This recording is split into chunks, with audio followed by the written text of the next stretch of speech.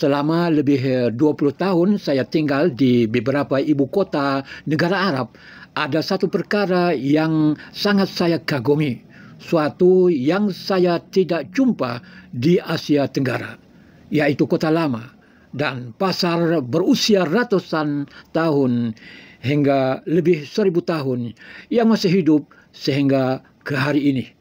Kita boleh berjalan di lorong-lorong sempit yang sudah wujud sejak zaman Abbasiyah, Mamluk, Utsmaniyah. Kedai kopi dan kedai makan di situ bukan baru dibuka 5 atau 10 tahun, tetapi ia ada yang diwarisi turun-temurun sejak beratus-ratus tahun. Di situ orang masih minum teh dalam gelas kecil, duduk di bangku kayu yang hampir sama dengan yang digunakan moyang mereka.